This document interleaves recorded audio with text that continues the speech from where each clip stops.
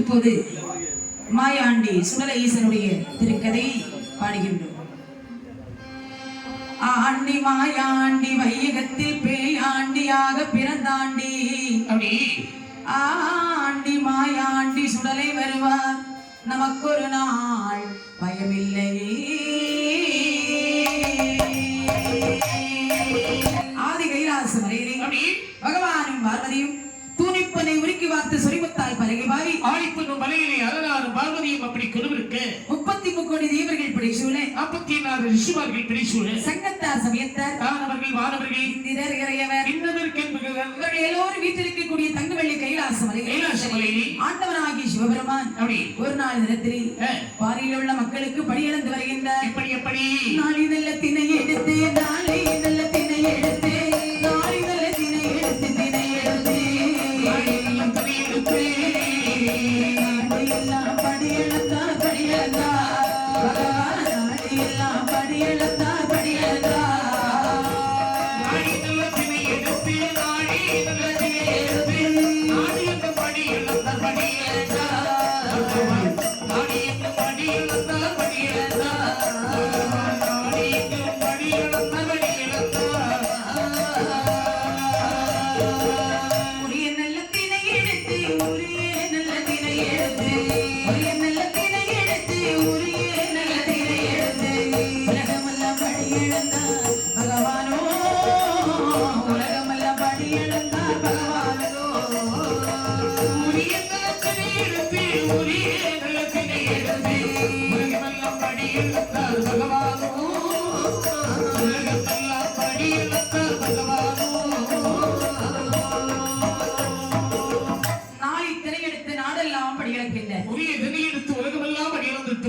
ஆளாக்கு திரையெடுத்து அகில உலகமெல்லாம்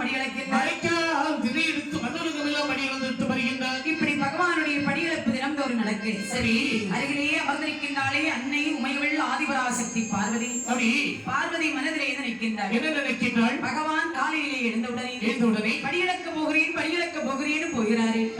இவர் உண்மையிலே படியை நடந்துவிட்டு வருகின்றாரா அல்லது படைத்த உயிர்களை பட்டியல் போட்டு விட்டு வருகிறாரா என்பதை சோதிக்க வேண்டும். அப்படி என்று சொல்லி பகவான் படியிழப்பை சோதிக்க வேண்டும் என்று எண்ணம் கொண்ட ஆதிபராசக்தியானவள் தெய்வலோக தட்சனை வரவழைத்தாள்.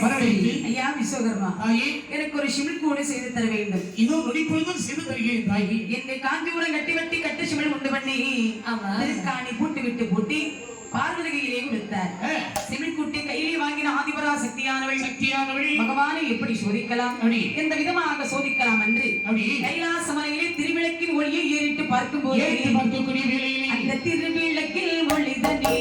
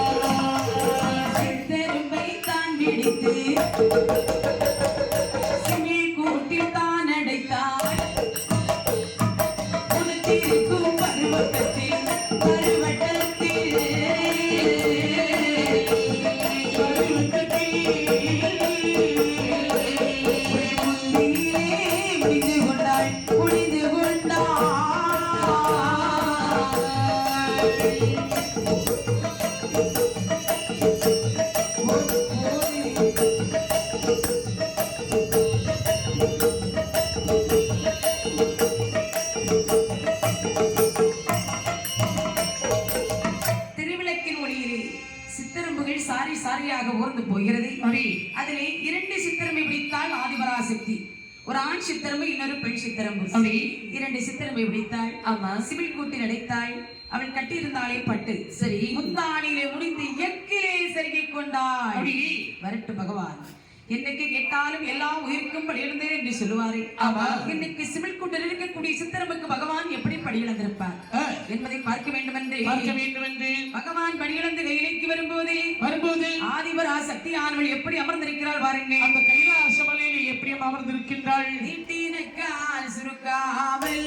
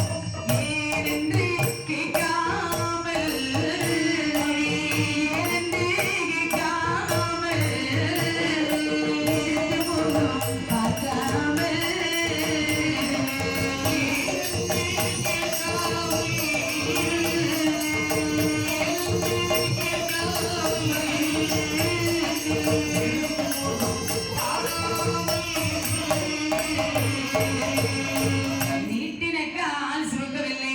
சரி, ஏனென்று கேட்கவில்லை, எடுத்த முகம் பார்க்கவில்லை. என்றைக்குமே பகவான் படியிலிருந்து கையிலைக்கு வரும்போது பகவானுக்கு பாத பணிவிடைகள் செய்து அமருங்கள் சுவாமி, அந்த அமருங்கள் சுவாமி இந்த அன்போடு வரவேற்பாள். அன்றைய தினத்திலே தலை கோரவில்லை, பூ வைக்கல, பொட்டு வைக்கல, காலை நீட்டி போட்டு விட்டு இருக்கின்ற பகவானும் படியிலிருந்து கையிலைக்கு வருகின்ற பார்வதியானவள் கேட்டாள், பகவானே இன்னைக்கு நீங்கள் எங்கே போய்விட்டு வருகின்றீர்கள்?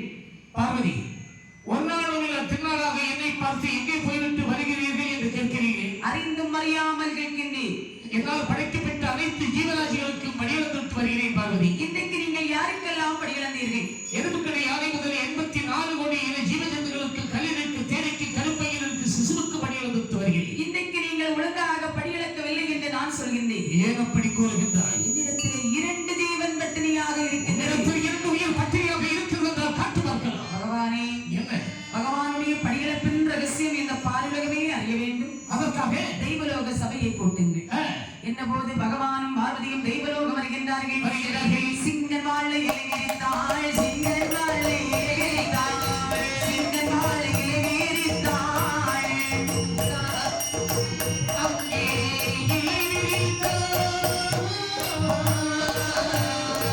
சித்தரம்பை ஊரவிட்டாள், ஊரவிட்டாள்.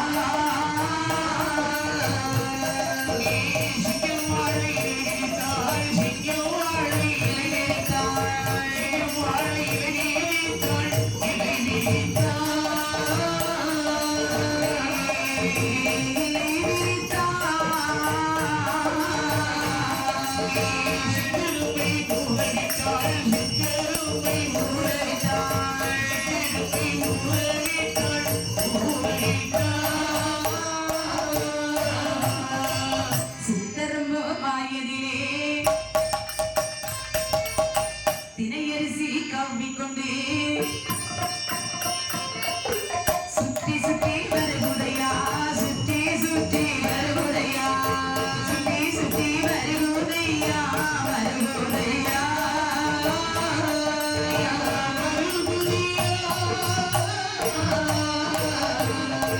சூழ சூழ வருகுதையா, வருகுதையா. சுற்றி சுற்றி வருகுதையா, சுற்றி சுற்றி வருகுதையா, சுற்றி சுற்றி வருகுதையா, வருகுதையா.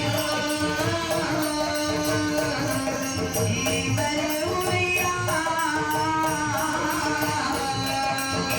சூழ சூழ வருகுதையா, சூழ சூழ வருகுதையா, சூழ சூழ வருகுதையா, வருகுதையா. சிங்கன் வாழையிலே விரித்தாள், சித்தரம்பை ஊறவிட்டாள்.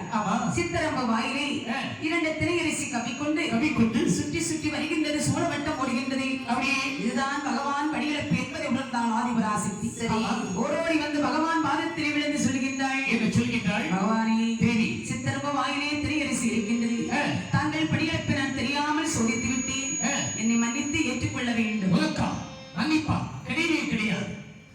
என்னுடைய உடலில் சரிவாய் உனக்கு தந்த பிறகு நீ என்னை சோதித்திருக்கிறாய் என்றால் நீ என்னை பிரிந்து தான் வாழ்வேன். சுவாமி, அது மட்டுமல்ல, நீங்க காலையிலே எழுந்தவுடனே படியிழக்க போகிறேன், படியிழக்க போகிறேன்னு போறீங்க.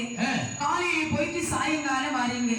நீங்கள் போன பிறகு நான் தன்னந்தனியாக இந்த கைலாச மலையிலே அமர்ந்திருக்கின்றேன். நானும் உங்கூட வர்றேன்னு சொன்னா ஒரு நாளாவது உங்களோடு என்னை அழைத்து செல்கின்றீர்கள். அழைத்து போன்ற காரியத்திற்கு தான் அழைத்து போக வேண்டும். எல்லா இடத்திலும் அழைத்து போனால் அது ரொம்ப மோசமாக இருக்கும். பகவானே, என்ன நான் உங்களோடு பூலோகம் வராமல் இருக்க வேண்டுமா?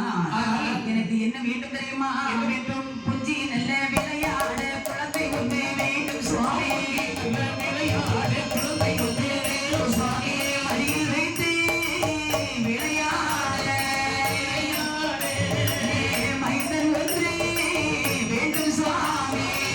அடியில் வைத்து விளையாட விளையாட வேண்டும் சுவாமி.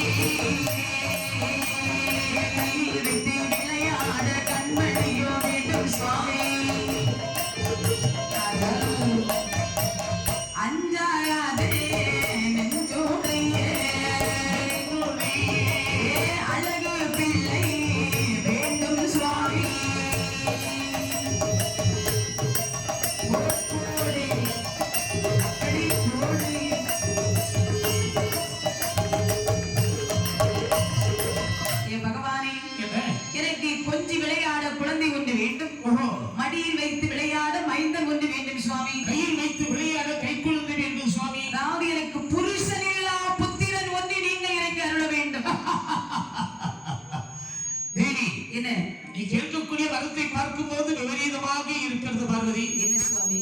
கொஞ்சம் விளையாடுவதற்கு குழந்தை வேண்டும் என்று கேட்கிறாயே. கைலாசத்தில் உனக்கு 2 குழந்தைகள் இருக்கிறார்கள் சுவாமி. அதை போல ஒருவன் அழகாக ஒருவன் இருக்கிறான். அதை விடுத்து இன்னொரு குழந்தை கேட்கிறாய். 2 குழந்தைகள் இருந்தும் எனக்கு பலன் இல்லை, இல்லாமலும் பலன் இல்லை. என்றாலும் இந்த குழந்தை உனக்கு தந்தையானால் இந்த குழந்தை உனக்கு பலன் இல்லாமல் தான் இருக்கும். சுவாமி, நன்மையோ தீமையோ நானும் பரவாயில்லை. மடியிலே வைத்து விளையாட எனக்கு ஒரு மைந்தனுக்கு வரம் தர வேண்டும். என்ன சொன்னாலும் நீ கேட்கப்படுவதில்லை. சரி, உனக்கு மைந்த பலன் தருகின்றேன். ஆனால் ஒன்று, என்ன? பகவான் என்னமா சொல்கிறார்? அம்மா பார்வதி, கைலாச மலையிலே 1008 தூண்கள் இருக்கிறது.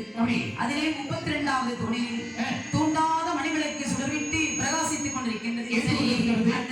அதாவது 32ஆம் தூண் அருகிலே சென்று முந்தாடி ஏத்திரி தவம் செய்தால் உனக்கு குழந்தைக்கு பலன் உண்டு. அப்படி என்று சொன்ன உடனே ஆதிபராசக்தி ஆண்கள் ஓடோடி வருகின்றாள்.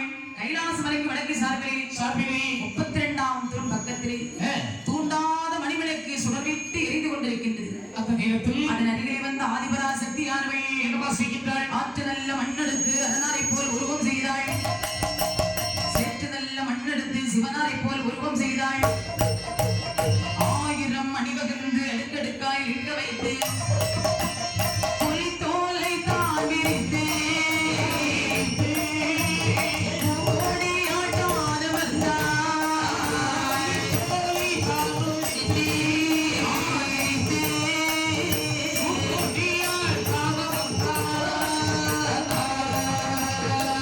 ஆற்று நல்ல மண்ணெடுத்து அதனாரை போல் உருவம் செய்தாள். சேற்று நல்ல மண்ணெடுத்து சிவனாரை போல் உருவம் செய்து 1000 அணிவகுந்து அடுக்கடுக்காய் நிற்க வைத்து தோலில் தான் விரித்து ஆதிபராசக்தியானவள் முந்தாடி ஏந்தி தவம் இருக்கின்றாள். அரகரா சிவசிவா அரகரா சிவசிவா என்று ஆண்டவருடைய நாமத்தை உச்சரித்து ஆதிபராசக்தியானவள் தவம் இருக்கின்றாள். பார்த்தார் பகவான். ஆகா, பார்வதியானவள் என்னை நினைத்து அற்புதமாக குழந்தைக்காக தவம் இருக்கின்றாள். இப்படி தவம் இருக்கக்கூடிய ஆதிபராசக்திக்கு நாமல் குழந்தைக்கு வரை கொடுக்க வேண்டும் என்று அப்படி என்று பகவான் என்ன செய்கிறார் தெரியுமா? என்னமா செய்கின்றார்? அங்கே பார்வதிக்கு அறியாமல்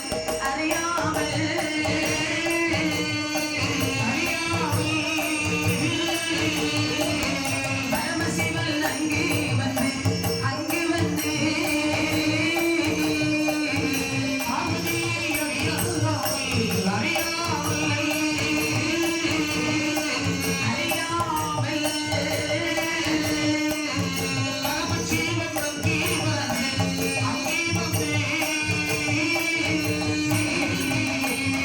தூண்டாத மணிவிளக்கை சுடர் விளக்கை தோண்டி விட்டார்.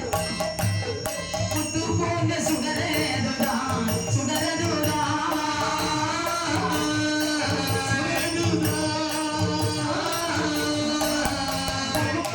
விழுந்திடுமா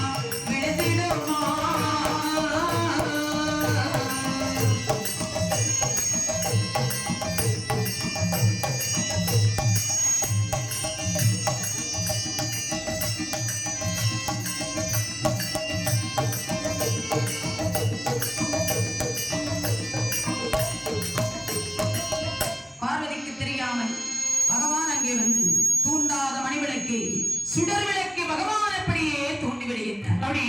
தூண்டி விட்ட போது அதிலே இருந்த 3 சுடரானது பார்வதா தேவியுடைய முந்தாடி செடிக்குள்ளே சொட்டு சொட்டு சொட்டுன்னு விடுகிறது. உடனே ஆதிபராசக்தியானவள் முந்தாடி கரமாக இருக்கிறது என்று கூட்டி பிடித்தால் ஓடோடி வந்து ஒரு இடத்துல வந்து அப்படி திறந்து பார்க்கின்றார். பார்க்கும்போது முந்தாடி சேலைக்குள்ளே அந்த குழந்தையாந்து எப்படி இருக்கிறது தெரியுமா? எப்படி இருக்கிறது? கையுமில்லை காலுமில்லை கேசவியுமில்லை நம்மாகே உருளுதையா நம்மாகே உருளுதையா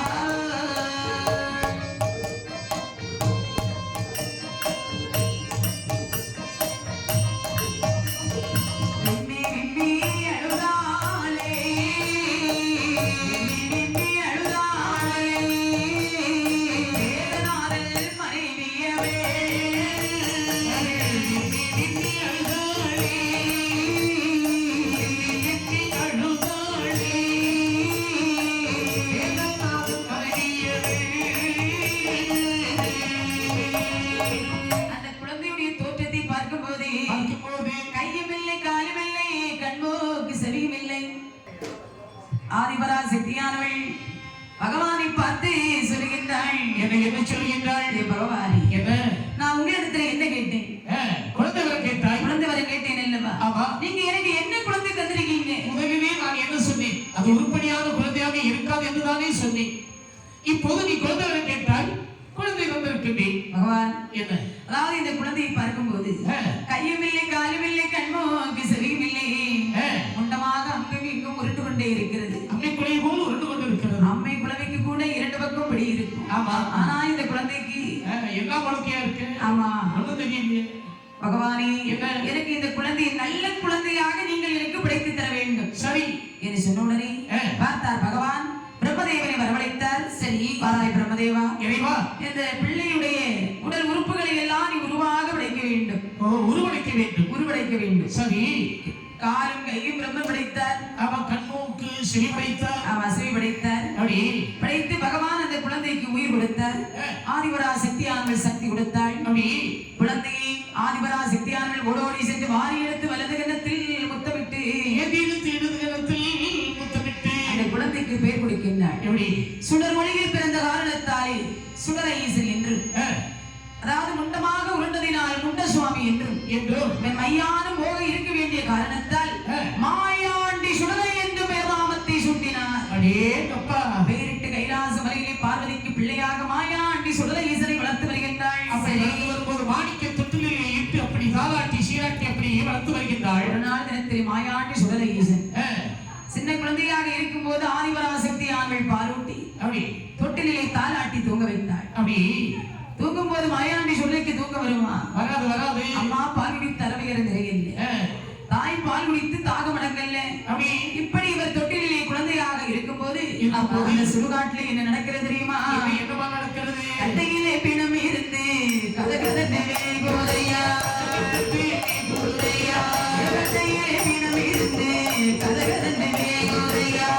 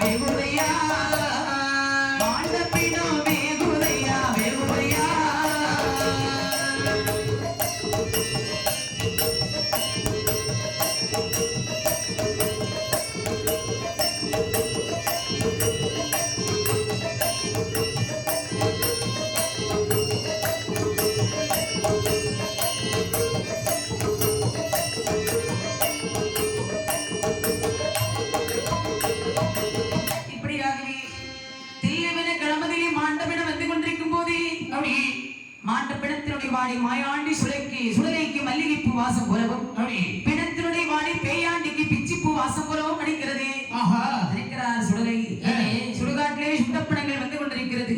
தாய் பால் குடித்து நமக்கு தாகம் அடங்காது. இந்த நேரம் நாம சுடுகாட்டிற்கு சென்றோமே சுட்டப்பிணம் எண்ணி விடலாம் என்று மாயாண்டி சுடலை சின்ன குழந்தையாக இருந்தவர் அப்படியே கோர ரூபத்தோடு வளர்ந்ததற்கு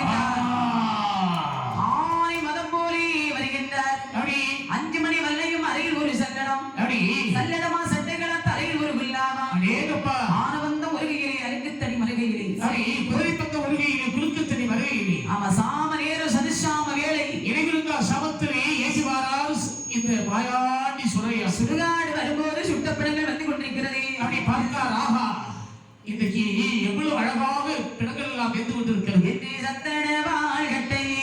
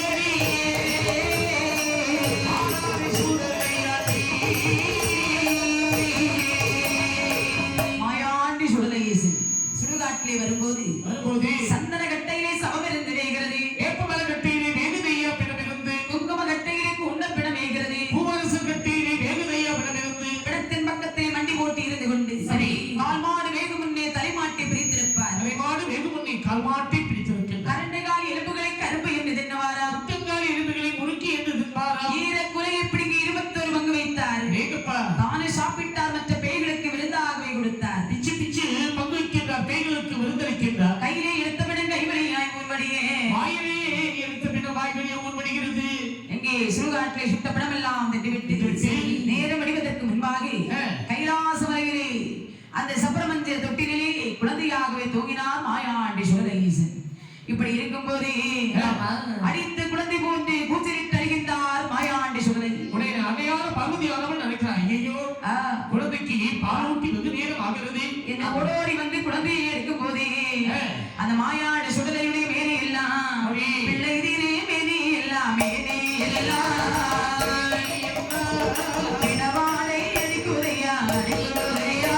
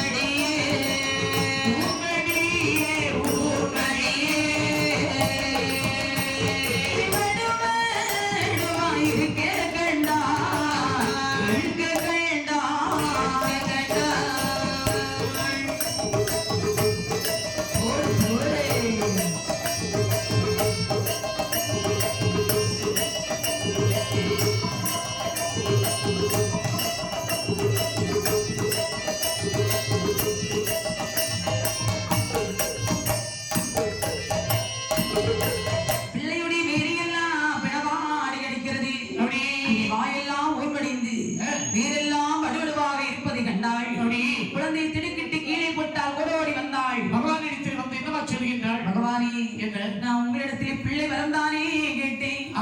பிள்ளை வரம் கேட்டதற்கு பிணம் தின்னக்கூடிய குழந்தைகளுக்கு கொடுத்திருக்கீங்களே, நமக்கு தெரியாமல் இந்த குழந்தை சுடுகாட்டிலே சென்று சுட்ட பிணம் தின்று வந்திருக்கின்றார். இந்த குழந்தையை இங்கே வைத்தோமேயானால் கைலாச மலையிலே மாமிசத்தை கலந்து விடுவார். இந்த குழந்தையை நாம இனிமே இங்கே வைக்க கூடாது, பூலோகம் அனுப்பி வையுங்கள் சுவாமி. அப்படி என்று சொன்ன உடனே சரி இந்த மாயாண்டி சுடரை ஈசனான மனம், பகவானே நான் பூலோகத்திற்கு போக வேண்டும் என்றால் எனக்கு ஏற்ற வரங்கள் எல்லாம் தர வேண்டும் சுவாமி என்று சொன்ன உடனே தேவாதி தேவர்கள் கைலிக்கு விடபுரத்தில் மாயாண்டி சொல்லிக்கின்று எட்டாரே பீடம் விட்டு வைத்து மாலை சாதி கலசம் வைத்து மாலை சாட்சி மாயாண்டி சுடலைக்கின்று அரிசி பொங்கி ஒரு வெடப்பை போடுவாரா முருங்கக்காயோ நிலையம் கொடுத்திடுவா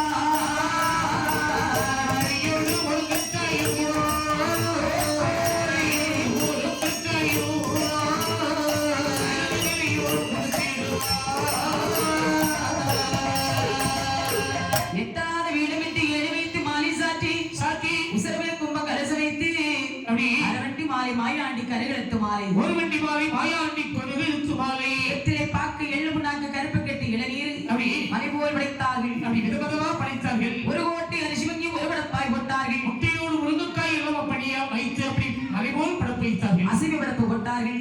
மாயாண்டி சுடர ஈசன் அசிவ படப்பை வாங்கிக் கொண்டு பூலோகம் போக வேண்டும் என்று ஆண்டவரிடத்தில் ஏற்ற நல்ல வரங்கள் எல்லாம் வாங்கி ஏ பகவானே எனக்கு எப்படிப்பட்ட வர வேண்டும் தெரியுமா? எப்படிப்பட்ட வர வேண்டும் அப்பா? வல்ல வரம் பிள்ளை செய்ய வரம்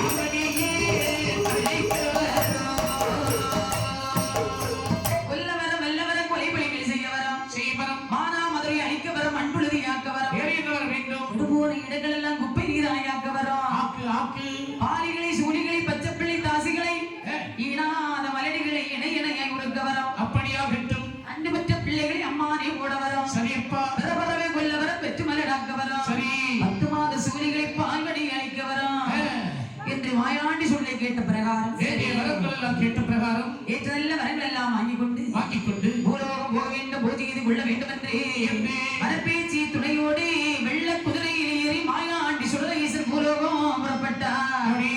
எங்கே வாராரையா வெள்ளை சுடரீசா ஆசிரல்ல தலமதியே தீர்ப்போம் தானாடே விசாலாட்சி அம்மனையோ விசாலாட்சி அம்மனையோ நமஸ்கரித்து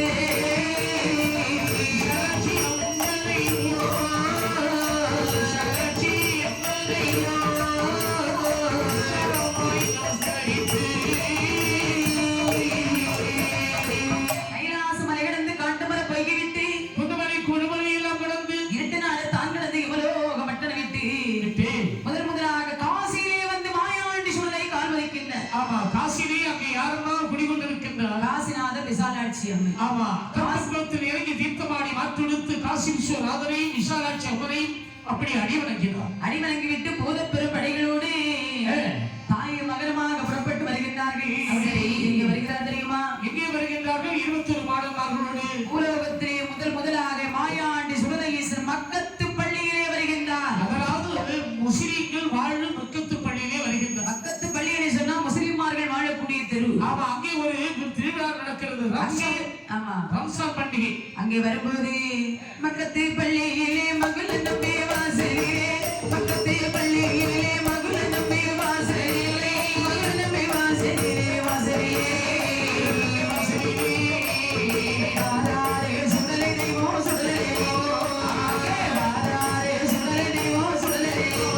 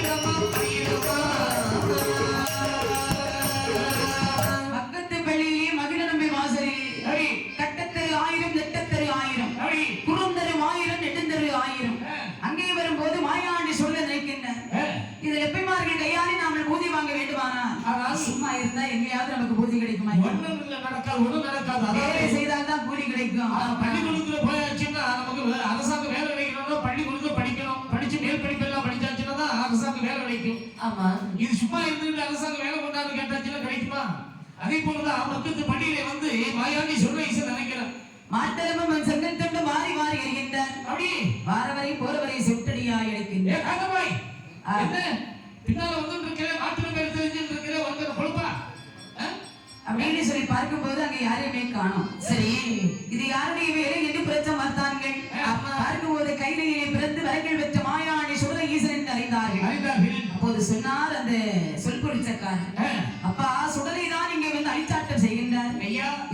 சுடலை அடிச்சாட்டம் செய்கிறார் என்றால் அதற்கு ஒரு பரிகாரம் நாங்கள் செய்ய வேண்டும். அவருக்கு என்று சொல்லி ஒரு நிலையம் போட்டு கொடுத்தால் உங்களுடைய குடும்பத்தை அவர் வாழ வைப்பார். அப்படியா அல்லா என்று சொல்லும் போது சரி மாயாண்டி சுடலைக்கு 8வது வீடு விட்டு ஏறி வைத்து மாலை சாட்டி திருப்படப்பு போட்டார்கள். ஆமா பூஜையை வாங்கிவிட்டு மாயாண்டி சுடலையேசன் முதலாக முஸ்லிமார்கள் கையாலே தான் பூஜை வாங்கி இருக்கின்றார்.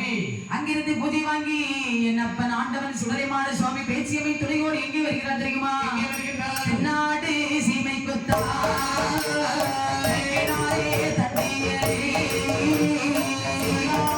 சிதம்பரம்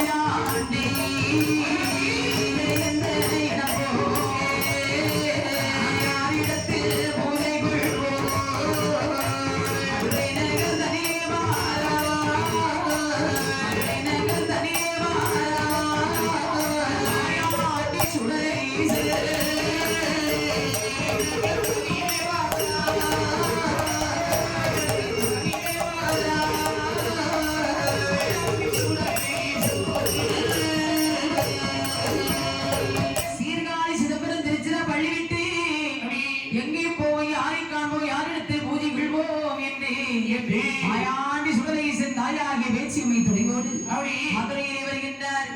மதுரை சொக்கநாதரை அடிவணங்கி அங்கிருந்து வழிநடந்து திருநெல்வேலியிலே வருகின்றார். திருநெல்வேலியில் வரக்கூடிய நேரத்திலே நெல்லையப்பர் காந்திமதி அம்மையும் அடிதொழுது அங்கிருந்து வழிநடந்து நாங்குநேரி பணக்குடி வள்ளியூர் வழியாக 5 கிராமம் வட்டக்கோட்டையிலே வருகின்றார். வட்டக்கோட்டையிலே வந்து எட்டி பார்க்கும் போது கன்னியாகுமரியிலே கொடிமரத்து மேலே அந்த கொடியானது அசைய கண்டார். ஏனென்று சொன்னால் அங்கே பகவதியார் அம்மையாருக்கு அங்கே திருவிழா நடக்கிறது. கொடி அசைய வேண்டுமானால் பகவதி அம்மைக்கு திருவிழா நடக்கிறது. ஆமா இந்த நேரம் நாம் அங்கே சென்றால் பகவதி அம்மை இடத்திலே நாம் பூஜை கொண்டு விடலாம். மாயாண்டி சுடலையேசன் கொட்டார வழியாக கன்னியாகுமரியிலே வருகின்றார். கன்னியாகுமரியிலே வரும்போது 10வது நாள் திருவிழா ஜெகலோவிய நடந்து கொண்டிருக்கிறது. சீர சிறப்புடன் நடந்து கொண்டிருக்கிறது. அங்கமெல்லாம் அங்கே மக்கள் அலைகூட்டமாக சென்று கொண்டிருக்கின்றார்கள். அங்கே வந்த மாயாண்டி சுடலையேசன் என்ன அழிச்சாட்டம் செய்கிறார் தெரியுமா? என்ன அழிச்சாட்டம் செய்கிறார்? போறவரை வாரவரை பெண்ணே அடிக்கிறார்.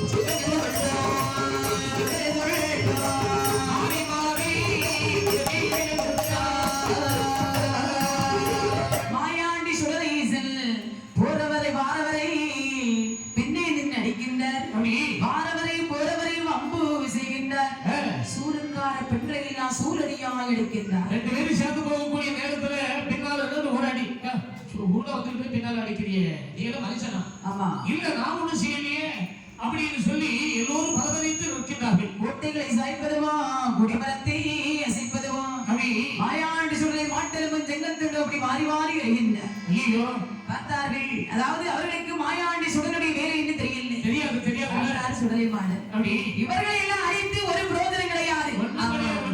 பகவதி அம்மை நாமல் வந்திருக்கக்கூடியதை அறிய வேண்டுமானால் முக்கியமானவர் மேலே நாம கைய வைக்கணும். அப்படி சொல்லுங்கள். மாயாண்டி சுடலையேசன் பகவதி அம்மைக்கு பூஜை செய்கின்றாரே அந்த வேதியில் ஒரு நாள் தினத்திலே, அதாவது அப்போது அவர் பூஜைக்கு வர்றார். சரி வரும்போது தீப தட்டி பிடுங்கி செவிட்டோடு அடிக்கின்றார். அடித்த அடியோடு பகவதி அம்மையுடைய பாதத்தில் விழுந்து, அம்மா தாயே, உனக்கு பூஜை செய்யும் போது எவ்வளோ ஒருவன் என்னை செவிட்டடியாய் எடுத்து விட்டார் அம்மா. என்று இடத்தில் முறையிடும் போதே சரி பார்த்தார் பகவதி. என்னடா இது, நம்முடைய ஆலயத்தில் வந்து பூஜாரி மேலே கையை வைக்கணும்னு சொன்னா எவ்வளவு சாதாரணமாக இருக்காது. ஆமா, அவனை கண்டுபிடிக்க வேண்டும்.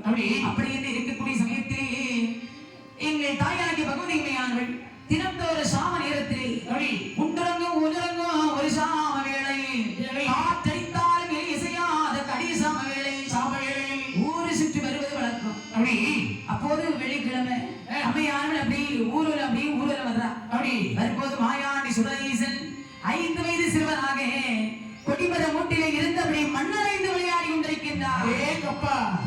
பகவதி அம்மா, என் மகனே, யாரிடவா சிறுவையிலே யாருமற்ற நள்ளிரவில் அடிமையிலே வந்து நிற்கும் நன்னிலாமை யாரிடவா ஒரு பேரை சொல்லிடவா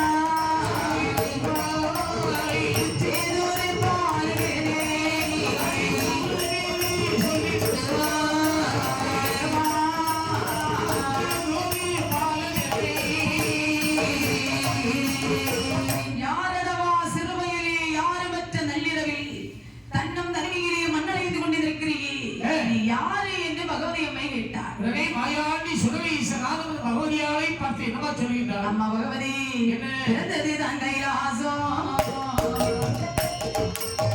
பிறந்ததுதான் கைலாசம், பிறந்ததுதான் தில்லை வரும், பெற்றாளே பார்வதியா, கொடுத்தா பரமசிவன், மாயாண்டி, தாளே வரப்பேச்சி, கோட்டி பிள்ளையாரே, கோட்டி பிள்ளையாரே, அம்மா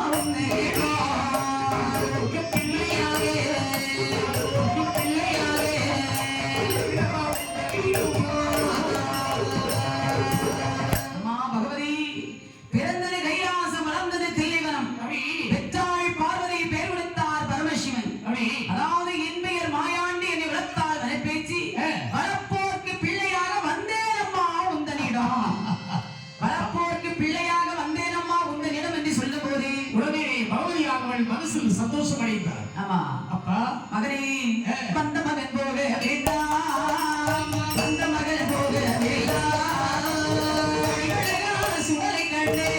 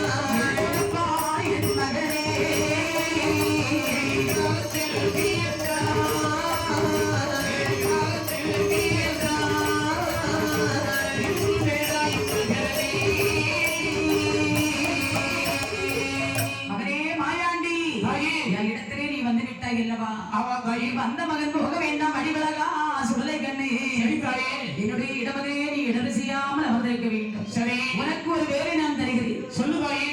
தெற்கு கோட்டை கலிங்கதிலே ஈசான மூலையிலே 7 கிராரம் திரவியம் இருக்கிறது. சரி, திரவியத்துக்கு நீ காவலும் கட்டுமாக இருக்க வேண்டும். தாயே, என்ன எல்லா நாளும், அதாவது வாரத்துக்கு எல்லா நாளும் இருக்கிறேன், ஆனா ஒரே ஒரு நாள் மட்டும் நல்ல நேரத்திலே எனக்கு வேட்டைக்கு செல்ல வேண்டும். அப்படியா? வெள்ளிக்கிழமை இரவு நள்ளிரவு நேரத்திலே நான் ஆசாரத்திலே போக வேண்டும். அங்கே போய்விட்டு வருவேன். அதாவது என்னுடைய இடத்திலே நீ இருந்தால் எனக்கு முன்பூசி உனக்கு பின்பூசி, அப்படியே எனக்கு பச்சரிசி சாதம் உனக்கு புழுங்கரிசி சாதம். சரி என்று சொன்ன உடனே மாயாண்டி சுடரீசன் ஆமரவை சம்மதித்து, சரி, ஈசான மூலையில் இருக்கக்கூடிய 7 கிராரம் திரவியத்துக்கு கட்டிலும் காவலமாக இருக்கின்ற மாயாண்டி சுடரீசன் இவர் இப்படி இருக்கு. மலையாள சீமை, மலையாள சிவையிலே மலையாளம் தன்னதிலே மாதவாதி பெரும்போலே நீரட்டி பறக்க செய்வான், பறக்க செய்வான்.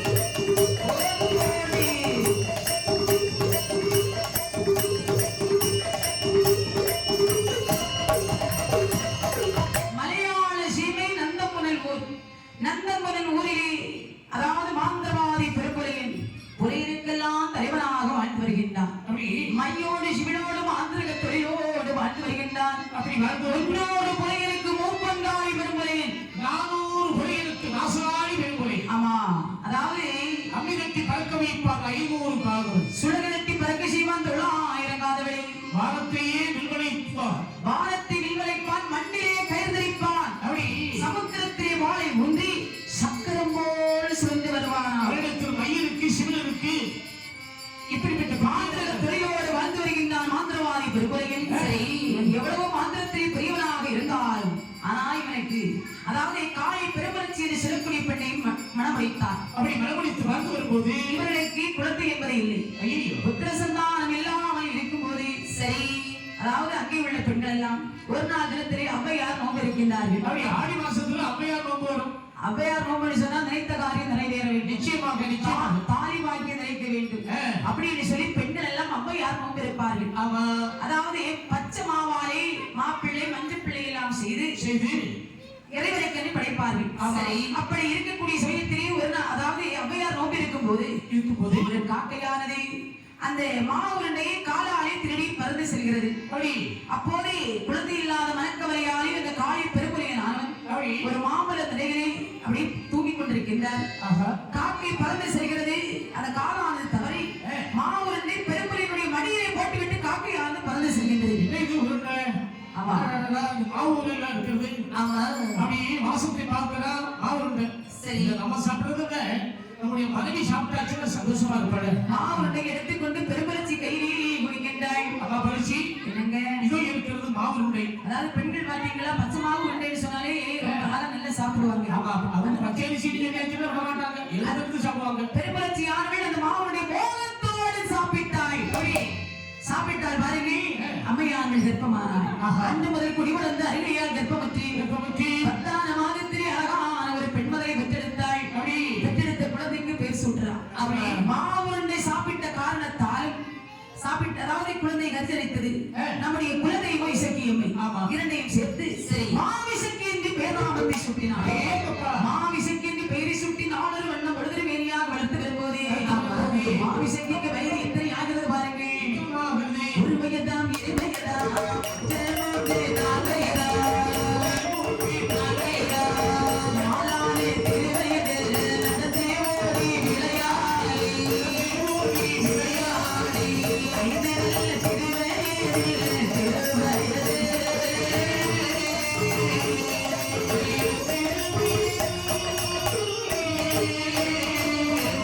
அறிவுகளை படிக்க வைத்தார் படிக்க வைத்தார்.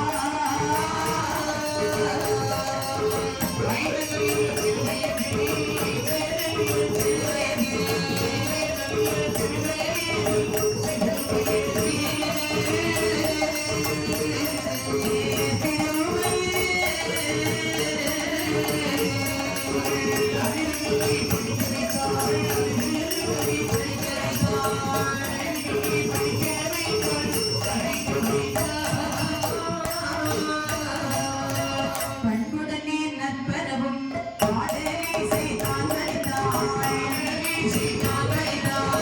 நாளிகளை மயக்குகின்ற நல்ல பாடலாய் மயக்குகின்ற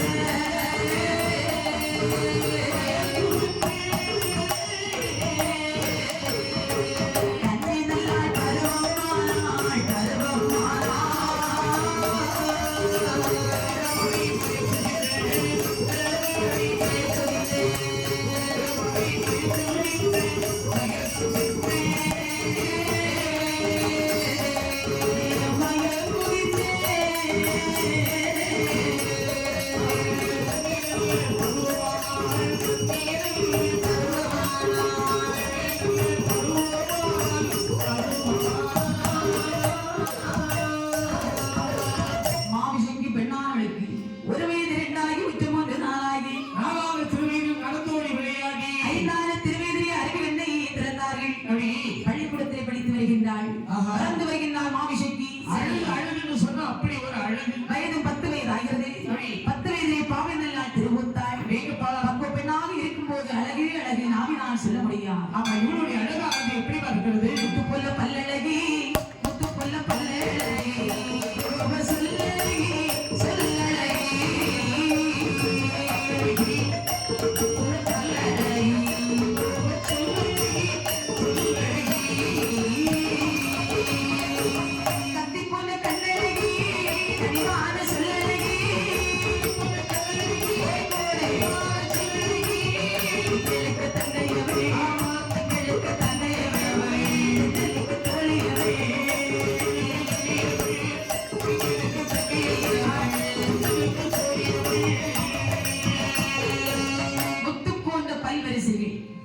அதாவது அவள் பல்லெல்லாம் முத்து கொடுத்தது போல் இருக்கிறது. ஆமா.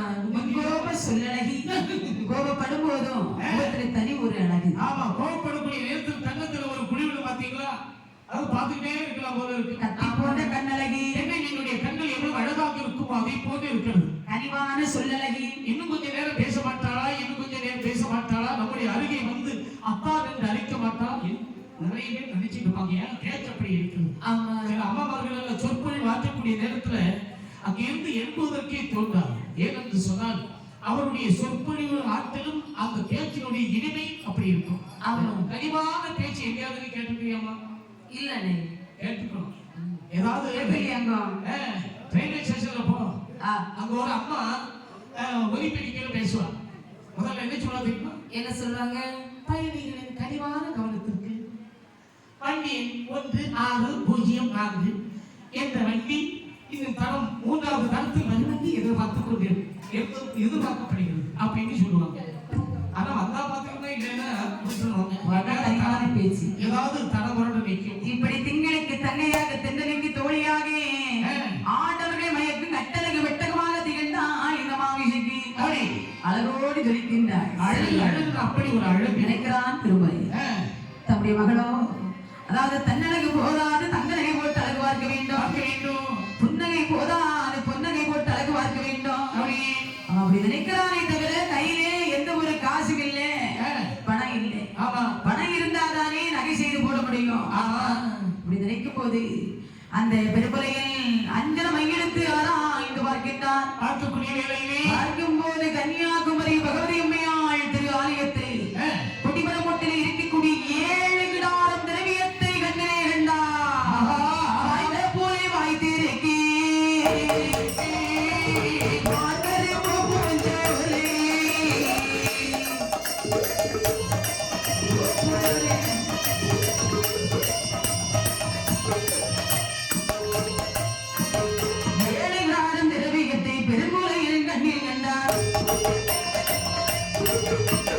சந்தோஷம் கொண்டு சனிகாரன் ஏது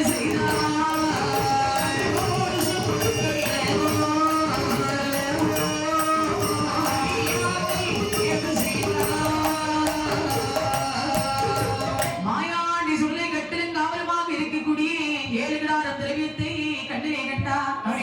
நினைக்கிறார் சந்தோஷம்னா தாங்காது. ஏன்னா தன்னுடைய மகளுக்கு நகை போட்டு ஆசை பார்க்க வேண்டும் என்ற எண்ணமானது இப்பொழுது நடந்துவிடும் என்று அப்படி சந்தோஷம். அப்போதே நினைக்கிறான் திரவியத்திலே காவல் இருக்கிறது சாதாரணப்பட்ட தெய்வம் அல்ல, சுடலை தான் காவல் இருக்கின்றார். ஆனால் அவர் இல்லாத நேரம் பார்த்துதான் திரவியத்தை நாம எடுக்கணும். ஆமா, அவர் நிற்கக்கூடிய நேரத்துல போயாச்சுன்னா நமக்கு உடனே ஆபத்து வந்துடும். நம்ம எப்ப இருக்கிறாரு எப்ப போகிறாருன்னு தெரியாது என்று சுடலே ஒரு வாரமா பின்தொடர்ந்திருக்கான். எங்க போறாரு எப்ப வர்றாரு அப்படின்னு பார்க்கும்போது சுடலை ஈசன் வெள்ளிக்கிழமை சாம நேரம் 12 மணின்னா காட்டிலே சென்று வேட்டையாடுவது வழக்கம். ஆமா, இதை அறிந்தான் இந்த பெரும்புலையில். சரி அப்படி மையாளக்கரையிலே சென்று வருவார். மையான கரையிலே வேட்டையாடி வருகிறது வழக்கம். ஆமா, அப்போது பார்த்தான் பெரும்புலையில். அப்படியானால் வெள்ளிக்கிழமை நேரம் பார்த்தா நாம போகணும். பூதங்களை ஏகிவிட்டு மாயாண்டி சொல்ல இல்லாத நேரம் பார்த்து 7 கிடாரம் திரவியத்திலே 1 கிடாரம் திரவியத்தை களவெடுத்து வந்தது பூதங்கள். அப்படி பெரும்புலையின் கையில் கொடுக்க அந்த அழகாகவே தன்னுடைய மகளுக்கு பொன்னகையெல்லாம் போட்டு அழகு பார்த்தான். சரி, அப்படி இருக்கக்கூடிய சமயம் மாயாண்டி சுடரீசன் சுடுகாட்டிலே வேட்டை முடிந்தது. அந்த திரவியத்தை வந்து பார்க்கின்றான். பார்க்கும் போது 7 கிடாரம் திரவியத்திலே 1 கிடாரம் திரவியத்தை காணவில்லை. ஐயோ! உடனே பகவதி அம்மையுடைய முன்பிலே வருகின்றான். அம்மா பகவதி, என்ன உனக்கு நான் திரவியத்தை நான் காவல் செய்தது தெரியும்.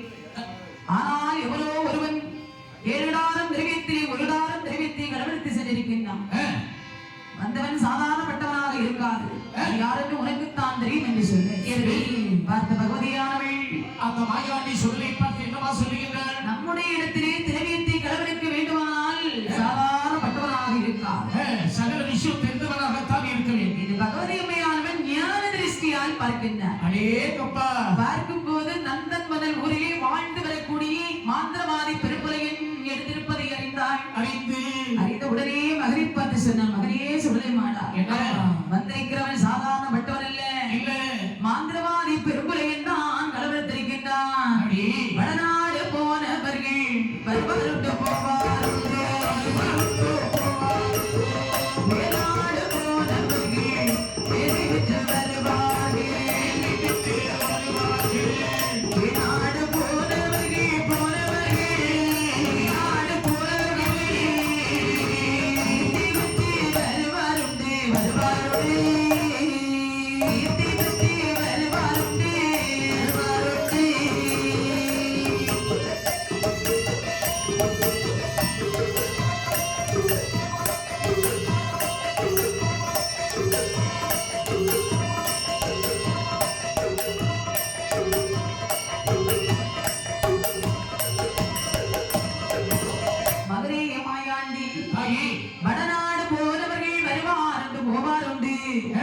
மேல்நாடு சென்றவர்கள் மேன்மை பெற்று வருவார்கள், கீழ்நாடு சென்றவர்கள் கீர்த்தி பெற்று வருவார்கள். ஆனால் தென்னாடு போனவர்கள் திரும்பி வர மாட்டார்கள். மகனே, திரவியம் போனால் போகட்டும், நண்பனையே என் மகனே நீ போக வேண்டாம். தாயே, திரவியம் நாம எப்படி எடுத்துடலாம்? அப்படி சொல்லாதம்மா. அந்த மாதிரிப்பட்ட ஒரு மகனை நான் இழந்தால் எனக்கு திரும்ப எடுக்க முடியுமாப்பா? தாயே, என்னுடைய வீர தீர தினத்தை எல்லோரும் அறிய வேண்டும் அல்லவா? ஆகவே எனக்கு வாழ்க்கை விடை கொடுமா, வாழ்க்கை கையில் கொடுமா. மகனை மாயாண்டி மாந்திரவாதி பெருமுறையினா அல்லது நானா என்று பார்த்து விடுகின்றேன். உடனே சுடலை சென்றிருக்கின்றார். என்ன அம்மா பகவதி, என்ன மாந்திரவாதி மந்திரமும் மாயாண்டி தந்திரமும், பெருங்குலையில் மந்திரமும் பேயாண்டி தந்திரமும்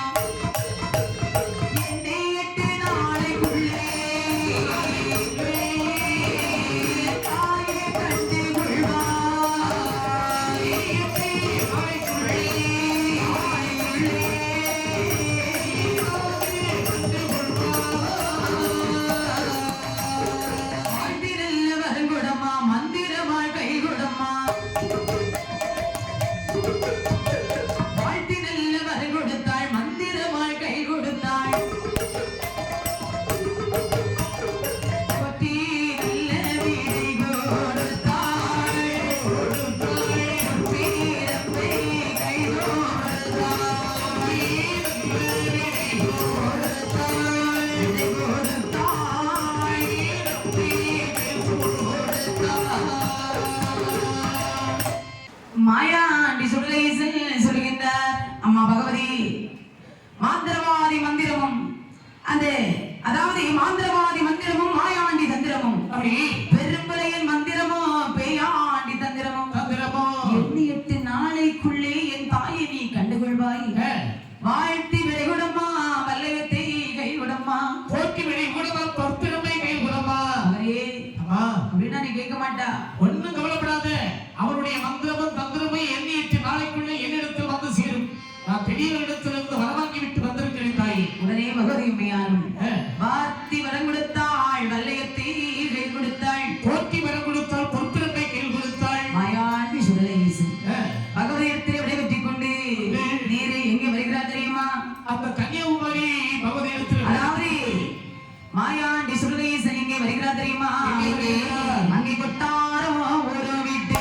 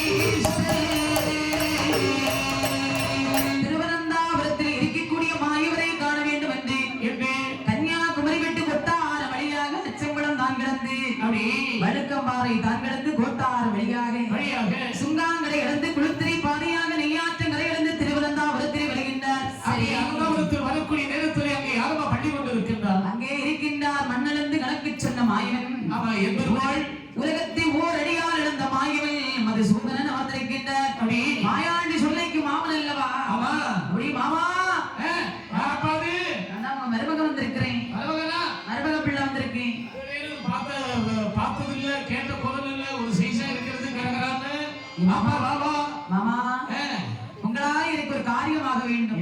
என்ன காரியமாக வேண்டும் சொல்லுப்பா. மாமா உங்க கையில இருக்கிறதே சீங்குழல். ஆமா, சீங்குழலை எனக்கு மகுடியாக்கி தரணும். ஓ இவன் தானா? சரி, சரி நாளையில உங்க கையில கொண்டு நான் ஒப்படைச்சிருவேன். சரி வேற என்ன வேண்டும்? வேற ஒண்ணு வேண்டாம்.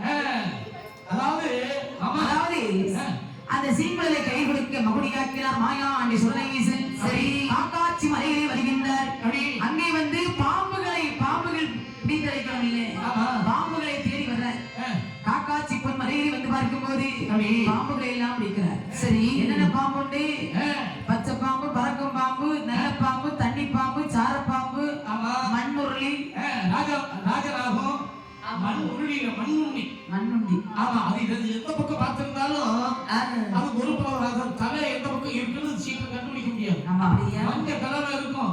ஒண்ணு வந்து 5 லட்சம் ரூபா 6 லட்சம் ரூபா விலை போகும். அவ்வளவு மருத்துவம் உடையது அந்த பாம்பு. அப்படியா? ஆமா, இன்னொன்று ராஜராகம் கருணாக நம்ம பின்னாலே இருக்கு. ஆமா, அங்க இருந்து நாக்க நீட்டிட்டு இருப்பாரு. எவ்வளவு நல்ல, அதாவது நிறைய பாம்புகள் இருந்தாலும் சரி, மாயாண்டி சுடரை அழைத்த பாம்பு நல்ல பாம்பு. அப்படி ஏன் தெரியுமா அதுக்கு நல்ல பாம்புன்னு பேர் வந்து? நல்லவர்களை கடிக்காது. நல்ல பாம்பு நல்லவர்களை கடிக்காதனால யாரையுமே கடிக்காது. அதுக்கு தொந்தரவு செய்யக்கூடியவங்களுக்கு தான் கடிக்கும். அது ஏன் படம் எடுக்கிறது தெரியுமா? எதற்காக? நான் உங்களுக்கு தொந்தரவு செய்யவில்லை, நீ எங்களுக்கு தொந்தரவு செய்யாம உன் வழியில நீ போ, என் வழியில நான் போறேன் அப்படின்னு சொல்லி அப்படி போகும்போது இவங்க ஏதாவது தொந்தரவு செய்வாங்கல்ல, அது உடனே அவனை கடிக்கும். மாயாண்டி சுடரீசன் நல்ல பாம்புகளை கூடையிலே அடைத்தார். சரி, அடைத்துக் கொண்டு நேராக எங்கே வருகிறார் தெரியுமா? எங்கே வருகின்றார்? அந்த மாந்திரவாதிகள் வாழ்ந்து வரக்கூடிய நந்தன்மலர் ஊரிலே வருகின்றார். அடே அப்பா, பெருமுறை அந்த மாந்திரவாதிகள் எல்லாம் வாழ்ந்து வரக்கூடியது அந்த ஊர் தான். நந்தன்மலர் ஊரிலே 4 தெரு. ஆமா, 4 தெரு நடு தெருவிலே வந்தார். அதான் சந்தி தெரு என்று சொல்லுவாங்க. 4 தெரு ஒன்று சேரக்கூடிய இடம் சந்தி. நடு தெருவிலே வந்து சொல்ல நினைக்கிறாரு. என்ன? அதாவது நம்ம பக்கம் இந்த ஊரிலே உள்ள மக்களை எல்லாம் கவரணும்னு சொன்னா சும்மா நின்னா யாராவது வருவாரையா? வரமாட்டாங்க. பார்த்துட்டு போயிட்டே இருப்பாங்க. அவன் ஏதாவது ஒரு வித்த கட்டணும், இல்ல ஒரு பாட்டு பாடணும். அதாவது இப்ப பொதுவாக கோயில் திருவிழா என்று சொன்னால் கோயில்ல பந்தல் போடணும், ஸ்பீக்கர் செட் வைக்கணும், பாட்டு போட்டாதான் அயலார்கள் எல்லாம் அறிவார்கள். ஆமா, பாட்டு போடாம இருந்தாச்சுன்னா ஒண்ணும் படைக்காகாது.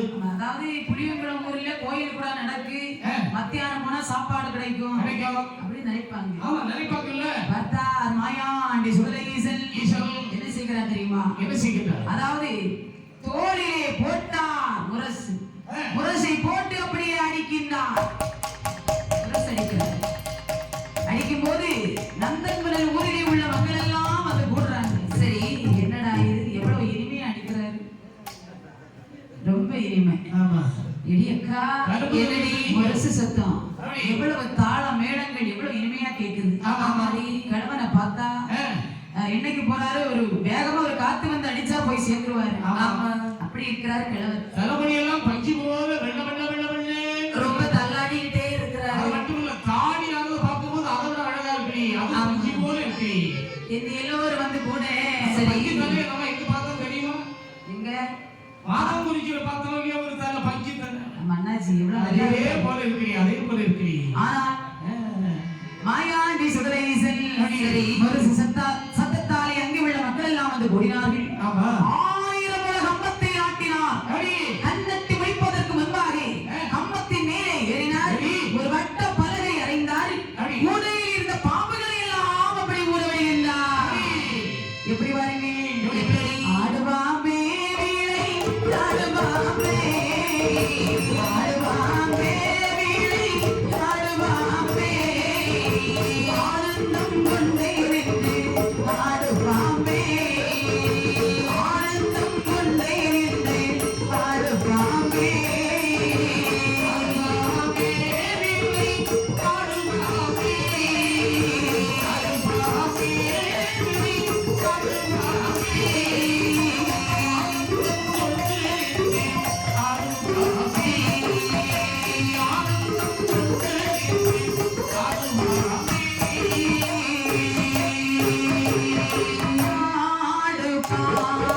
ஆடுவாம்பே,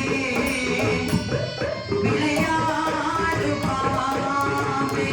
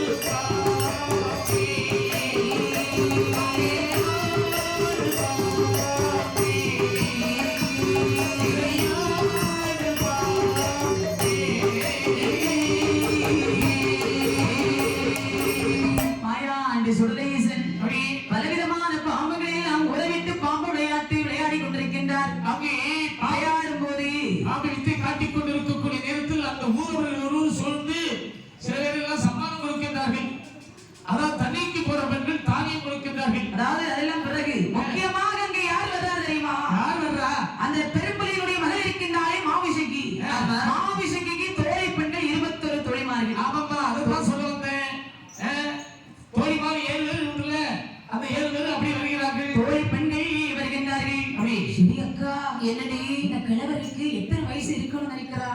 நான் நினைக்கிறேன் ஒரு 90 வயசுக்கு மேல இருக்கும். எப்படி பார்த்தாலும் ஒரு 110 வயசு இருக்கும்டி. இல்லையே 110 வயசா இருந்தாலும் எவ்வளவு அழகா இருக்கிறார் பார்த்தாயா? ஆமா. ஏப்பா என்ன அழகா, அவரு நடக்கிற நடைய பத்தியா? அவர் இளமையில என்ன அழகா இருந்திருப்பாரு. நல்லா அவரு பாரு. என்ன விளையாட்டு காட்டிக் கொண்டிருக்கின்றார். என்ன அவசரம், என்ன அவசரம். சரி அக்கா, என்னடி அவரு பாம்பு விளையாட்டை நாம பார்த்து ரசிக்கிறோம். ஆனால் நம்முடைய அம்மா இருக்கிறாளே மகாராணி, இது நாள் வரைக்கும் வெளியே வந்ததே கிடையாது. இந்த விளையாட்டை இந்த அம்மா பார்த்தாங்கன்னு சொன்னா ரொம்ப சந்தோஷப்படுவாங்க. இருந்தாலும் ஒரு காரணம், நம்முடைய மகாராணியை கூட்டிக் கொண்டு காண்பிப்போமா? மகாராணின்னா நம்ம மாவசிக்கு பெண்குடி தானே? ஆமா. இளவரசி உடனே அங்க போட்டி அப்படி என்று சொல்லி சரி தோழி பெண்கள் ஓடோடி வருகின்றார்கள். மாவிசைக்கு பார்த்து சொன்னார், என்ன நம்ம மகாராணி, என்ன மகாராணி நம்ம தெருவுல ஒரு தாத்தா, அதாவது வயசு ரொம்ப இருக்கும், 90க்கு மேல இருக்கும். சரி பாம்பு விளையாட்டு அதாவது காட்டிக் கொண்டிருக்கின்றார். சரி இங்க உள்ள மக்கள் எல்லாம் அங்கேதான் போய் பாக்குறாங்க. அதாவது எவ்வளவு அழகா இருக்கிறது தெரியுமா? நீங்க பார்க்க வர்றீங்களா? ஐயோ எங்க அப்பா தெரிஞ்சிருந்தாச்சுன்னா என்ன கொஞ்சம் அம்மா, உங்க அப்பா இப்ப மாந்திரிகத்திற்கு வெளியே போயிருக்கின்றார். பிறகு தனித்து வருவாரு. அவர் வருவதற்கு முன்னாலே பாம்பு விளையாட்டு பார்த்து விட்டு வந்து விடலாம். ஐயோ நான் வரலடி, எனக்கு பயமா இருக்கிறது. இதுவரையில நான் வெளியே வந்ததே இல்லை. பாரு எனக்கு பயமா இருக்கு. பயப்படாதீங்க. அப்படின்னா வெளியே தான் போக வேண்டாம். அதாவது 7 அடுக்கு மாளிகை, ஜன்னலை திறந்து பார்ப்போமா? அப்படின்னா அப்படி பார்ப்போம். அப்படி இந்த 7 அடுக்கு மாளிகையில் வருகின்றான் மாவிசைக்கு. அப்படி அந்த ஜன்னலை எப்படி திறக்கின்றார்? திறந்து பாம்பு விளையாட்டை பார்க்கும்போது மாவிசைக்கு மூக்கிலே அணிந்திருக்கக்கூடிய வைரக்கல் மூக்குத்தி ஆனது மாயாண்டி சுடலையுடைய கண்ணிலே போய் அடிக்கின்றது. அது சாதாரண மூக்குத்தி அல்ல, நாகமணி மூக்குத்தி என்று சொல்வார்கள். ஆமா, அந்த நாகமணி மூக்குத்தியுடைய ஒளியானது அவருடைய பண்டாரத்தோடைய இருக்கக்கூடிய சுடலை ஆண்டவருடைய கண்களை பட்டதும் சரி அப்படி ஒளியானது பளிச்சு பளிச்சு பளிச்சு நடிக்குது. ஆகா, அதாவது களவு செய்த கல்வனை நாம கண்டுபிடித்து விட்டோம். இதற்குத்தான் நாம இவ்வளவு தூரம் பாம்பு விளையாட்டு காட்டிக் கொண்டிருக்கின்றோம். அப்படின்னு சொல்லி கண்டட்டி வைப்பதற்கு முன்பாக கம்பத்தின் மேலே கீழே சாடி மாயாண்டி சுடலை வீசல் பிச்சை வாங்கக்கூடிய பண்டாரம் போல் வேஷம் கொண்டார். 400 மத்து சென்று நரைத்து நில்லுகிறவராக, 90 மத்து சென்று கொண்டிருக்கிறவராக. ஆமா, பிச்சை வாங்கக்கூடிய பண்டாரம் போல் போலும் கொண்டு மாவிசைக்கு அரண்மனையிலே வந்து பிச்சை கேட்டு நிற்கின்றார். எப்படி பிச்சை போடு பிச்சை போடு பிச்சை போடு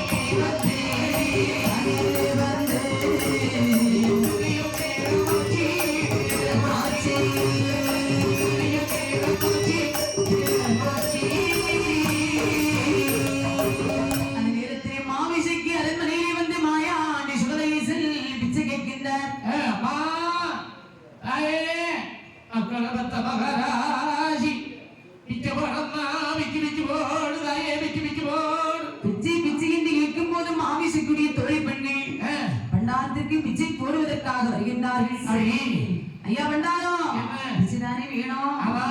இருக்கிறது பிச்சை வாங்கிட்டு போவையா. உள்ளுக்குள்ள அரிசி இருக்கிறாங்க அவர்கிட்ட பிச்சை வாங்குவதற்கு வந்திருக்கிறேன். சுபண்டாயா, எங்க மகாராணி பற்றி உங்களுக்கு தெரியாது. அதாவது எங்க மகாராணி வெளியே வந்ததே இல்ல. நான் பார்த்திருக்கிறேன். அப்படி வெளியே வந்தா அவங்க அப்பா இருக்குங்க பெருங்குழையே உன்னை கண்டாரையால வெட்டி கண்டு தண்டமாக்கி விடுவார். அடிமாடி இவனே அப்படி எல்லாம் பண்ண மாட்டார். அவரு எனக்கு இந்த பாரு ஏதாவது உதவி பண்ணுவாரு, நீ சும்மா இரு. அவர்கிட்ட அந்த மகாராணிகிட்ட பிச்சை கொடுத்து விடு. தோழி பெண்கள் பிச்சை கொண்டு போட்டார்கள்.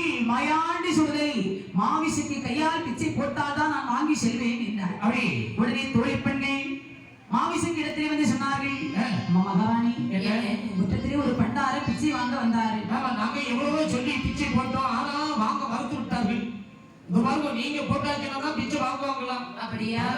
சரியான பண்டாரமா இருப்பார் போல இருக்கு. அடியே எங்க அப்பா வந்தாருன்னா ஒரே வெட்டாக வெட்டி கொண்டு விடுவாருடி. உங்க அப்பா வரதுக்கு முன்னால பண்டாரத்துக்கு பிச்சை போட்டு அனுப்பி விட்டுருவோம் என்று சொன்ன உடனே மாவிசைக்கு பெண்ணானவள் பண்டாரத்துக்கு பிச்சை போட வேண்டும் என்று அம்மையானவள் எப்படி வந்தார் தெரியுமா? நம்ம ஒட்ட பெட்டியிலே பெட்டியிலே பெட்டியிலே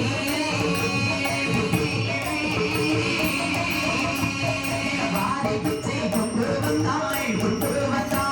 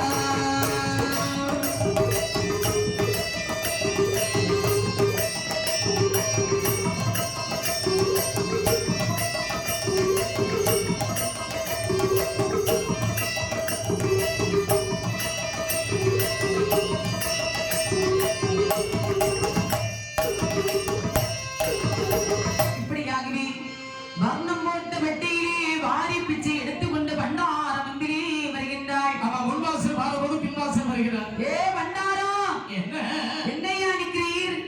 பின்வாசல் நிற்கிறேன் தாயி. பின்வாசல்ல நிக்கிறீரு?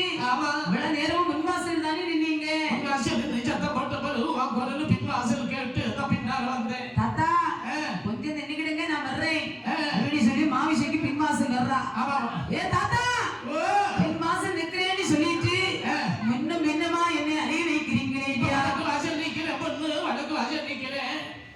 வடக்கு வாசல். ஏ பண்டாரம், என்னையா இப்படி என்னை அறிய வைக்கிறீர்? என்னுடைய அப்பா வருவதற்கு நேரமாச்சு. பிச்சைக்கு வந்த பண்டாரமே பண்டாரமே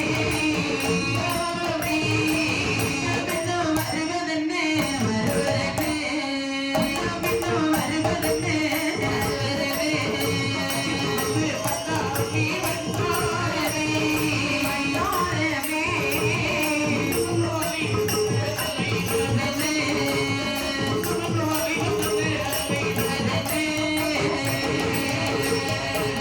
பிச்சைக்கு தான் வரலை பெண்கைக்கு வந்தேனம்மா. வாங்க வரவுமில்லை வரவுமில்லை ஆனதாக வந்தேனம்மா நேரம்மா ஆனதாக வந்தேனம்மா நேரம்மா.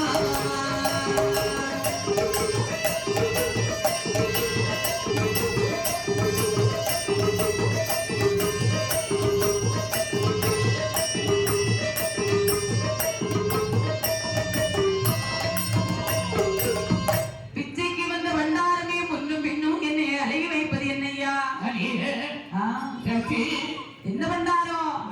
நான் பிச்சைக்கு வந்தேன்னா நினைக்கிறேன். வேற நான் பிச்சைக்கு வரல, நீ உன்னை கேட்டு வந்தேன். ஏ கிழவா, என்னையா சொல்றீ? அந்த வாங்க வரல, இனி உன்னை அடக்கியாக வந்தேன். இந்த வார்த்தை எங்க அப்பா கேட்டா என்ன சொல்றாரு தெரியுமா? உங்க அப்பன் எனக்கு மாமன்.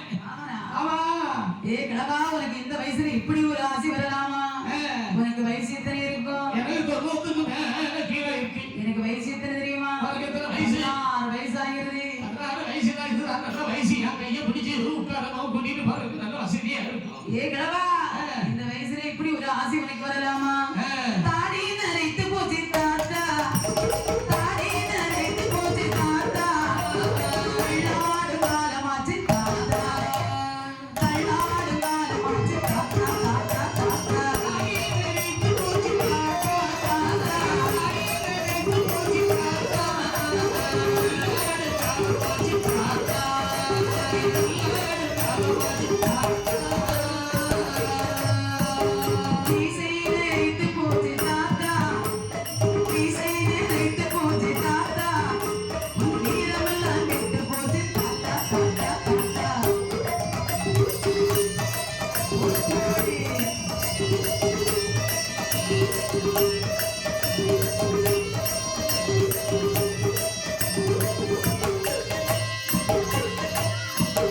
தாடி நரைத்தாலின் பேத்தி, தாடி நரைத்தாலின் பேத்தி, தைரிய போகையில் பேத்தி, பேத்தி, பேத்தி. தாடி நரைத்தாலின் பேத்தி, தாடி நரைத்தாலின் பேத்தி, பேத்தி.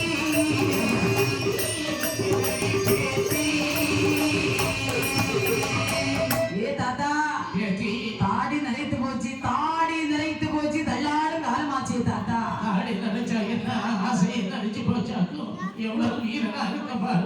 உங்க மீசையெல்லாம் நரைச்சு போச்சு தாத்தா. ஈசை நினைச்சா சின்ன நின்னு வேணும்னு கேட்குறியே நீ. பேத்தி, ஏ தாத்தா, பேத்தி முக பண்ணா தீனி சொல்லுவாங்கடி.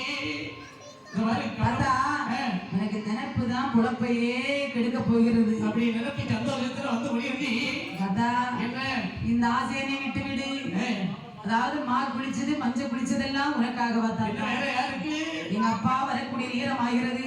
ஆ, போயிரு தாத்தா, உன்னை கண்டா கண்டம் கண்டமா வெட்டிடுவாரு. ஐயையோ, தாத்தா, எங்க அப்பாவை பத்தி உனக்கு தெரியாது. உங்க அப்பா என் மாமன் வந்தாச்சுன்னா கையை பிடிச்சு வாங்கையே என் கையை சந்தோஷமா இருக்கும். பேத்தி, ஏ மாமிசைக்கு என்னையா பண்டாரம் கிடவேன்னு நீ என்ன சொன்னா ஏனோ சொல்கிறாய். ஐயான கரையிலே மாண்டப்பணம் நின்றது உண்மையானா? ஏ மாமிசைக்கு உந்த கப்பல் மந்திரமோ என்னுடைய தந்திரமோ?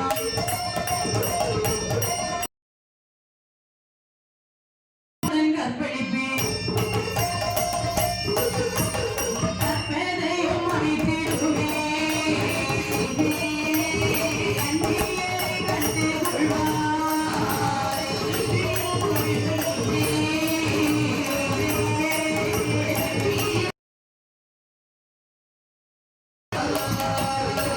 ஏ மாமிசைக்கு உந்தகப்பன் மந்திரமும் என்னுடைய தந்திரமும் எண்ணிட்டு நாளைக்குள்ளே திட்டமுடன் உன்னே நான் கற்பழிப்பேன் என்று சொல்லிவிட்டு மாயாண்டி சுடரேசன் மாயமாகவே மறைந்தார். ஏகப்பா இதை கேட்ட உடனே இந்த மாவுசிக்கு பெண்ணுடைய அளவு மனம் கிடைக்கணும்.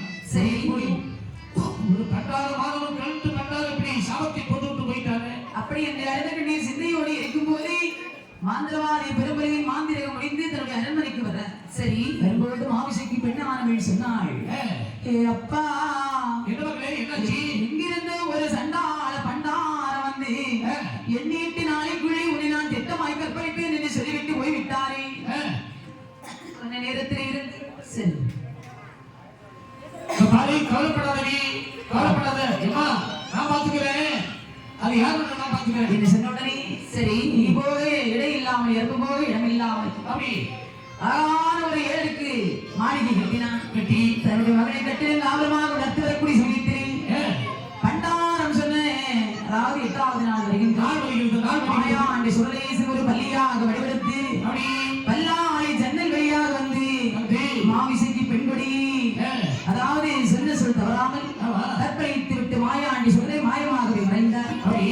இதை பார்த்தாள் மாமிசைக்கு பெண்ணானுள். அதாவது காலையிலேயே பெருமலர்ச்சியானவள் வெறால் மகள்மானவள் எழுந்து வரல. அப்போது வந்து பார்க்கிறான் மகள் தூக்கம். அப்போது கண் விழித்து பார்க்கின்றாள்.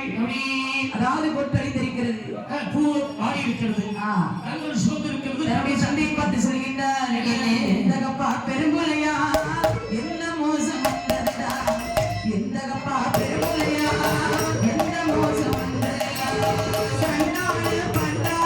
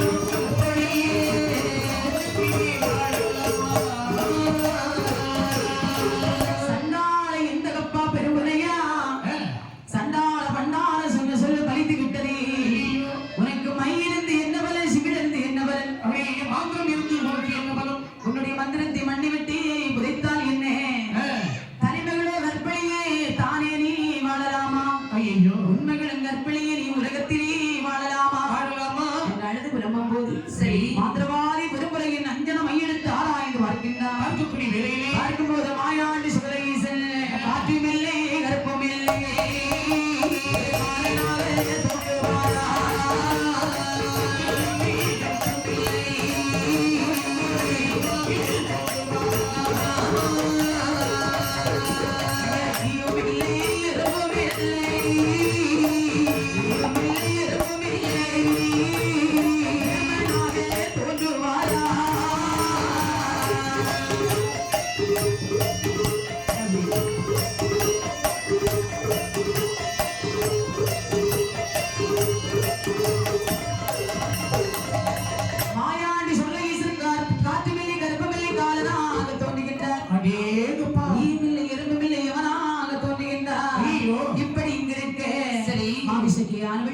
அன்று முதல் குடிமறந்து அறிவியால் கற்பமற்று மாதங்கள் வளர்ந்து கொண்டிருக்கின்றது. இங்க இருக்கக்கூடிய சமயம் அந்த காக்காட்சி மலைதனிலே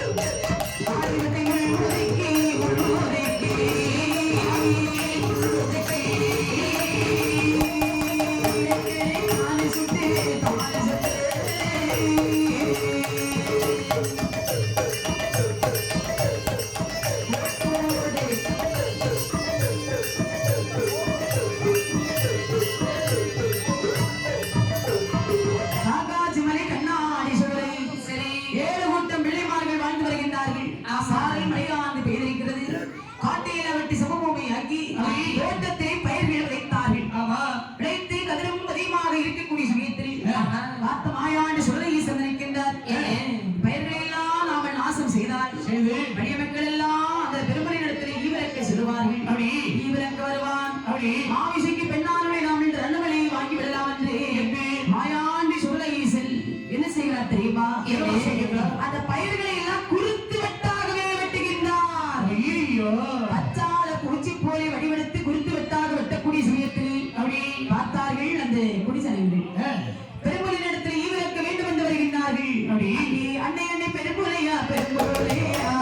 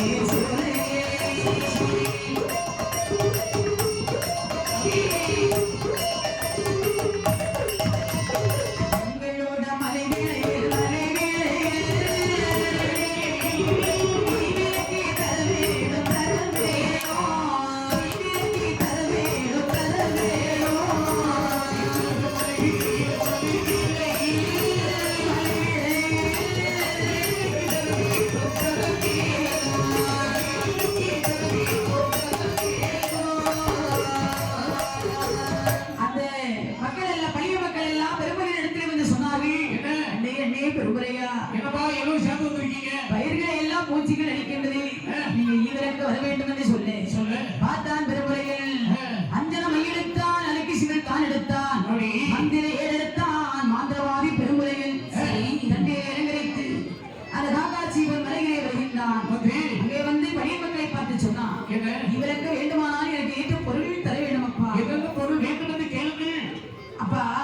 அட்ட கும்பா 8 வேணும், அதுக்கு தேங்காய் 10 வேணும்,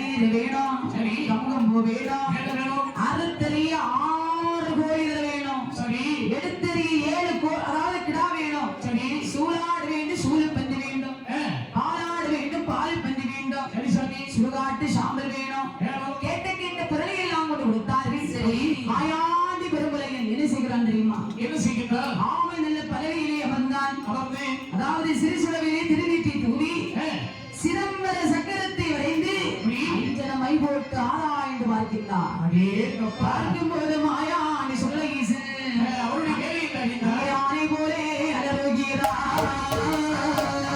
எங்கே ஓடுவாரா? போலே படுத்துவாரா? காய்ச்சல் போடுவாரா? சுடலை தாண்டிடுங்கி, சுடலை தாண்டிடுங்கி, செவிட்டியே தானடைதான்.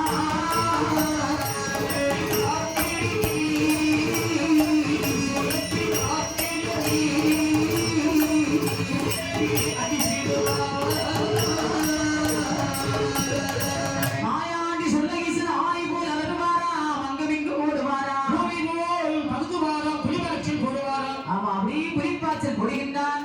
பூரி பண்ணும் போது சிறு சிலுவை பிடிக்க அவன் செவட்டோடு அடித்தான். அடித்த அடியோடு தலைகிறங்கி கீழே விழுந்தான் பெருமுறை. அப்படி அப்போது சொல்றான், ஏ சண்டாள தேவதையே, உனக்கு என்ன வேண்டுமானாலும் கேட்டு வாங்க வேண்டியதானே? இப்படி என்னை அடித்து போட்டாயப்பா, தாயை மகரமாக ஒதுங்கிட்டு போக வேண்டியதானே? அப்படின்னு சொன்ன போது மாயாண்டு சொல்ல ஈசன் சொல்கின்றார், ஏ பெருமையா, நான் கேட்ட பொருளை நீ தருவாயா? தருகிறேன் தருகிறேன். எனக்கு நீ சூரி வரி தர வேண்டும். சூழ்வலி தருகிறேன் ஐயா. அது எப்படிப்பட்ட சூழ்வலியாக இருக்க வேண்டும்? சூரி வரி தருவாயா? ஆமா. தாய்க்கு தலைமகனாக இருக்க வேண்டும், 9 மாத கர்ப்பிணியாக இருக்க வேண்டும். ஆ, அவளை வெட்டி அறுத்திரு, எனக்கு ஏதாவது நெறி போட்டு தருவாயே. ஆனால் ஆனால் உன்னுடைய சிவிலுக்குள்ளே நான் நடைபெறுவேன் அப்படி என்று சொன்னவுடனே பார்த்தான் மாயாண்டி பெருமலையில், ஏ சண்டாள தேவனே, 9 மாத சூரிக்கு நான் எங்கே போவேண்டா என்று சொன்ன உடனே மாயாண்டி சொன்னார், டேய் மந்திரவாதி, என்னைய என்ன சொல்ல? நான் வந்தேனடா வந்தேனடா, பிள்ளைகளை கண்டேனடா கண்டேனடா, பிள்ளைகளை கண்டேனடா கண்டேனடா.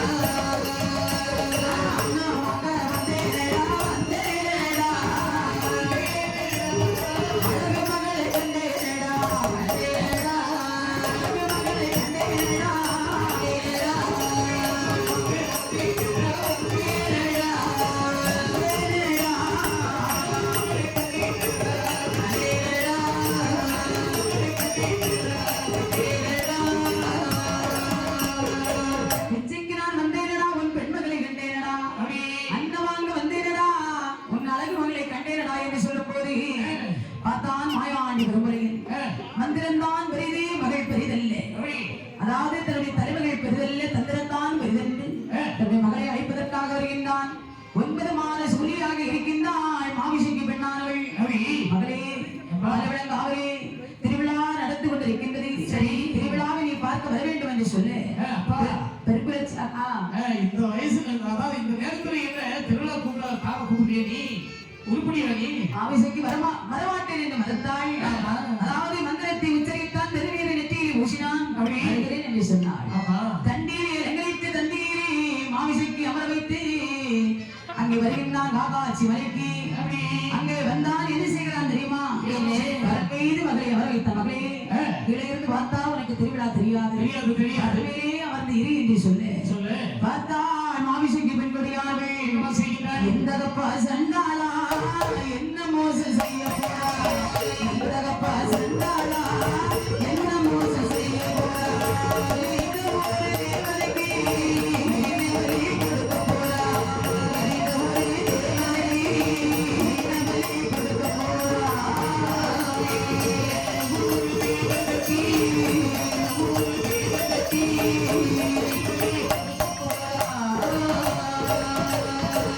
ஆனந்த